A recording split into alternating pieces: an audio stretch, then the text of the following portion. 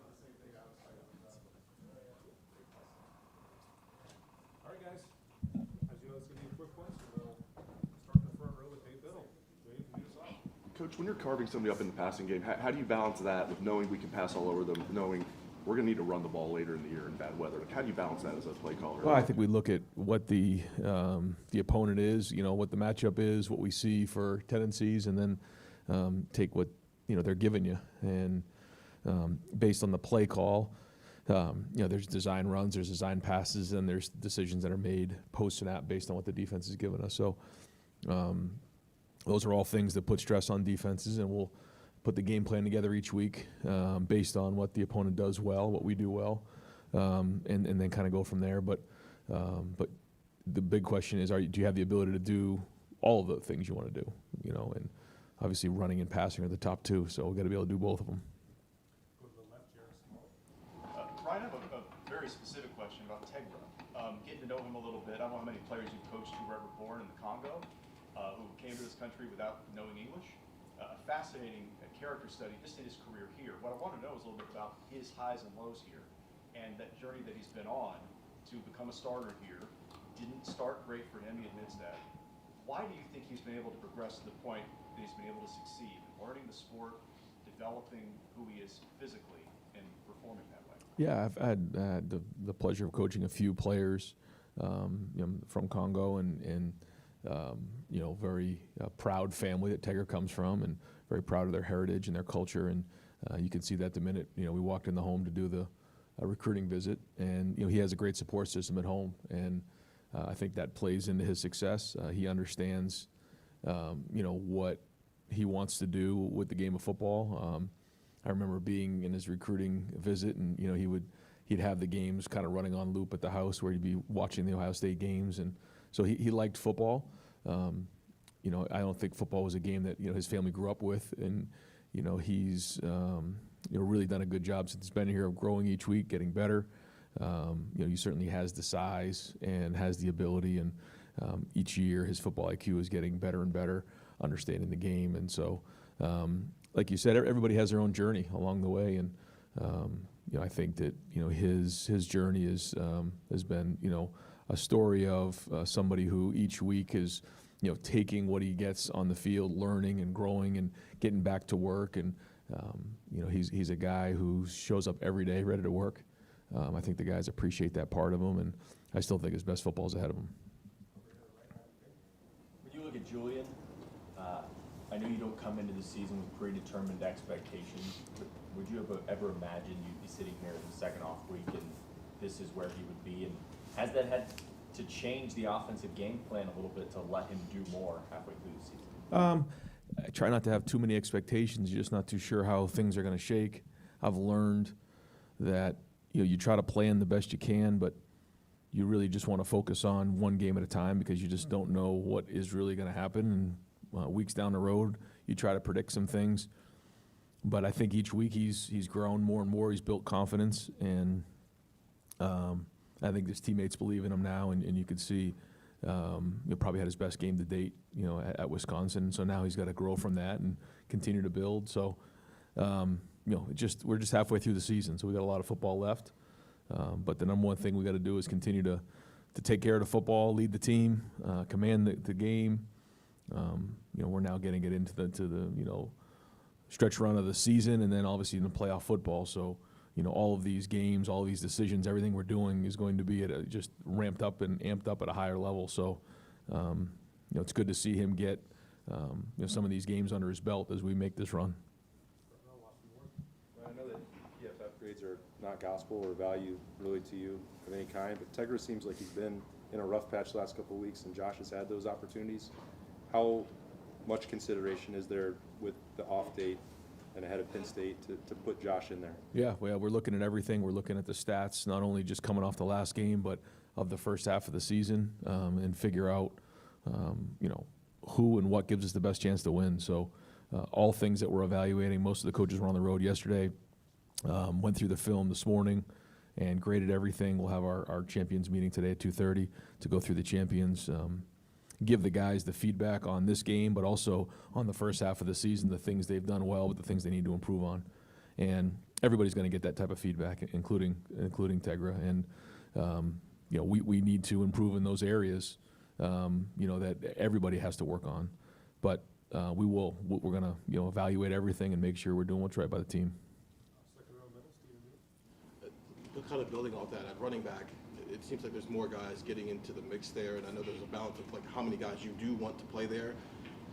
Carlos wants to play a lot of guys, but is this maybe the perfect time to maybe set a strict hierarchy of who should be getting what in the game, who should be involved, who shouldn't be involved, and is that part of the conversations that you guys want to have? I think most of the guys are so young that I still don't think we're there yet. I still think that each game they play, they're learning more and more. They're watching themselves on film. They're growing, and so they still got to continue to get better. There's a lot to be learned about all of them, and when you watch them play in the games, you get more and more feedback, and that's it. So it's their job to take the feedback from the coaches and try to get better. But I've said before, we're going to need them all. I think they all bring different things to the table, but I don't think we're in a position where right now we're going to make, like you said, a hierarchy. I think they all need to learn how to play in different areas and get better.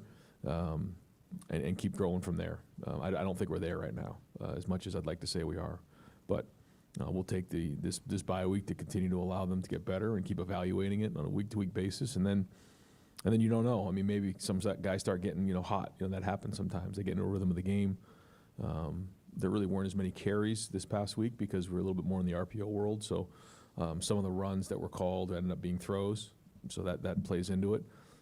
But you also saw early in the season, I think both James and CJ had over 10 carries, in the first game. So each game is a little bit different, and we'll keep evaluating it. But it was certainly a bright spot to see Isaiah with some of the runs that he made. I thought he made guys miss and ran hard. More generally about the run game, you said after the game that you obviously had to study it. Where is the run game? I'm sure it's not where you want it to be. What have you been able to diagnose about what the issues are and how confident are you can fix it? Yeah, I don't think it's about fixing it as much as there was, some breakdowns in terms of technique in the game. I won't really get into, pointing fingers, but we got to be more consistent in terms of identifying who we're going to and then using the technique to block them. There were some really good runs in the game, but then there was a stretch there in the third quarter where it was like 4 runs that went for nothing. And on a couple of them, we didn't identify right, but for the most part, it was technique. And, we abandoned our technique. That's really what it came down to. I don't think that there was an issue in terms of the running backs not reading the right hole. I think we always want to see the running backs make 4 yards for the team and then make some guys miss down the road and run physical and through contact. Some of that did happen in the game when you watch the film, to be fair. We want to see it every play. But, what we can have is have guys running free in the backfield. And then we had that a couple times in the game. And that wasn't just one guy, but, the guys will get the feedback on their grades and figure out where they need to get better and get the feedback today. But to me, it was more of a technique issue. And maybe it was a lack of focus in that moment. But either way, it's unacceptable. Ryan, through 2 months of this season, assessing where the defense is and the way Matt Patricia's been able to impact him, what do you see as the biggest thing that he's done to sort of elevate them, scheme, culture, just coordinator change, people that know how they would be losing starters? Just what do you see as, I guess, his biggest impact 2 months in?